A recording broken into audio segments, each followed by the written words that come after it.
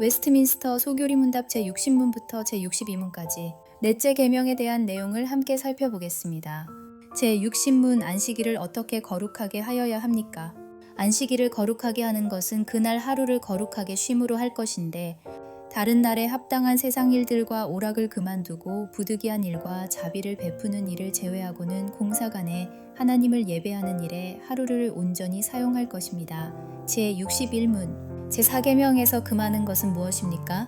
제4계명이 금하는 것은 그 요구된 의무를 이행하지 않거나 부주의하게 행하거나 그리고 게으름으로 그날을 더럽게 하거나 또는 그 자체로서 죄되는 일을 하거나 또는 세상의 여러 가지 일과 오락에 대해 불필요한 생각과 말과 행동으로 죄되는 것을 하는 것입니다. 제62문 제4계명에 첨가한 이유들은 무엇입니까? 제4계명에 첨가한 이유들은 하나님께서 우리 자신의 일들을 위하여 한 주간 중 엿새를 허락하시고 제7일은 그분의 특별한 소유가 되는 날임과 자기가 친히 모범을 보이신 것과 안식일을 복 주신 것입니다.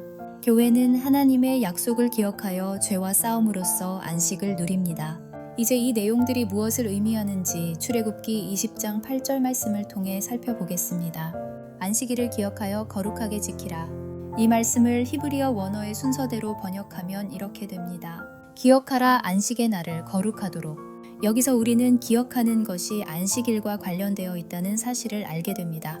안식일은 단순히 쉬는 날이 아니라 무엇인가를 기억하는 날입니다. 첫째, 천지 창조와 안식일을 기억하라는 뜻입니다. 하나님께서 엿새 동안 천지를 창조하시고 제7일에 쉬셨다는 사실을 기억하라는 것입니다.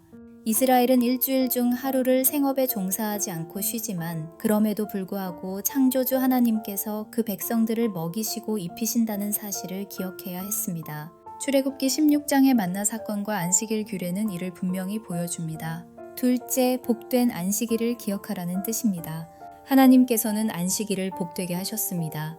안식일은 고된 날이 아니라 복된 날입니다. 하나님은 그 백성들을 힘들게 하는 분이 아니라 복 주시는 분이심을 기억하라는 말씀입니다. 셋째, 거룩한 안식일을 기억하라는 뜻입니다. 하나님께서는 안식일을 그분의 것으로 구별하셨습니다. 창조주 하나님께서 자신의 백성들을 먹이시고 입히신다는 사실을 아는 사람은 자신을 하나님께 구별하여 드리는 일을 주저하지 않습니다. 그렇다면 신명기 5장 12절 안식일을 지켜 거룩하게 하라는 말씀의 의미는 무엇일까요? 신명기 5장 12절의 맨 앞 문장을 성경 원어 히브리어 순서대로 번역하면 다음과 같습니다. 지키라 안식의 날을 거룩하도록. 여기서 핵심 단어는 지키라입니다. 이 단어는 창세기 2장 15절에서 하나님께서 아담에게 에덴 동산을 지키라고 명령하실 때 사용된 바로 그 단어입니다. 즉 지켜 보호, 파수하다는 뜻입니다. 이는 단순히 하나님의 명령을 준수한다는 정도를 넘어 죄로부터 이스라엘의 거룩성을 파수한다는 뜻이기도 합니다. 즉 죄로부터 거룩함을 지켜내라는 의미입니다. 이 단어는 또한 레위 지파가 침입자로부터 성막을 지켜야 할 사명을 설명할 때 사용됩니다.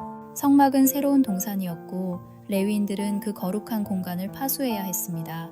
이처럼 성소를 지키는 사명과 안식일을 지키는 명령은 깊이 연결되어 있습니다. 거룩한 성소를 파수하는 것과 거룩한 시간을 파수하는 것은 분리될 수 없기 때문입니다. 그래서 모세율법은 이렇게 말합니다.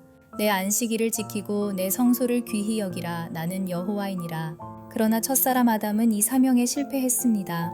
그는 동산의 침입자인 뱀을 허용했고 하나님의 약속과 명령 대신 침입자의 말에 복종했습니다. 그 결과 에덴 동산에서 시작된 교회는 타락했고 아담과 하와는 하나님의 면전에서 쫓겨났습니다.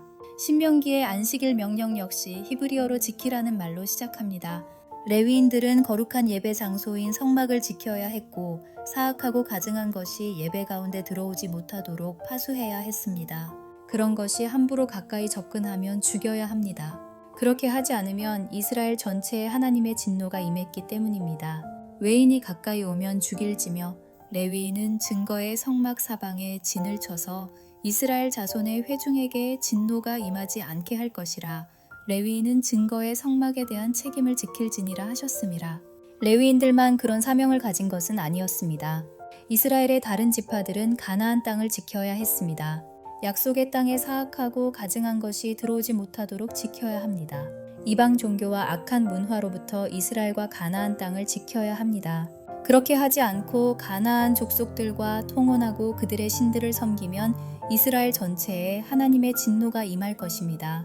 아담과 그의 아내가 하나님의 면전에서 쫓겨난 것과 마찬가지로 그들도 그렇게 되면 성막성전이 파괴되고 그들 역시 하나님의 면전에서 쫓겨나 멀리 끌려갈 것입니다. 안식일 준수는 하나님의 약속을 기억하는 것과 교회를 거룩하게 지키는 일을 통해서만 가능합니다. 그러나 이스라엘은 이 사명에 실패했습니다. 레위인들과 제사장들은 성전이 우상 숭배의 처소가 되도록 방치했고 선지자들은 사람이 듣기 좋아하는 예언을 함으로 하나님의 말씀이 이스라엘 백성들의 기억에서 사라졌습니다. 왕들은 하나님 대신 이방 국가를 의지하고 타락함으로 이스라엘과 가나안 땅을 지키지 못했습니다. 교회는 더 이상 하나님의 약속을 기억하지 않았습니다. 온갖 사악하고 가증한 종교와 문화를 받아들였습니다. 그 결과 정말 예루살렘 성전이 파괴되었습니다. 공예배가 없어졌습니다. 북이스라엘과 남유다 왕국이 멸망하여 각각 아수르와 바벨론으로 끌려갔습니다. 가나안 땅의 예배 공동체가 사라졌습니다. 그러나 이야기는 거기서 끝나지 않습니다. 하나님 아버지께서는 그분의 아들 예수 그리스도를 이 땅에 보내셨습니다. 예수님께서는 끝까지 아버지께서 주신 사명을 기억하고 순종하셨고 아버지께서 택하여 자신에게 주신 백성들을 끝까지 지켜내셨습니다. 그들을 위해 자기 생명을 내어주셨습니다. 이제 하늘에 계신 예수님께서는 이 땅 위에 있는 교회를 매주일 그분의 부활의 날에 모으십니다. 교회는 예배 시간에 창조주요 구원주이신 하나님의 말씀을 듣고 기억합니다. 주일 공예배 순서 가운데 언약의 말씀 10계명이 선포됩니다. 성경 봉독과 설교가 있습니다. 세례와 성찬이 있습니다. 우리는 이를 통해 하나님의 약속을 듣고 배우고 기억합니다. 여기서 힘을 얻어 온갖 악한 종교와 문화로부터 교회를 지킵니다. 선교와 전도를 통해 그 가운데 있는 자들을 건져냅니다. 예배하는 교회가 복됩니다. 거룩한 교회가 복됩니다.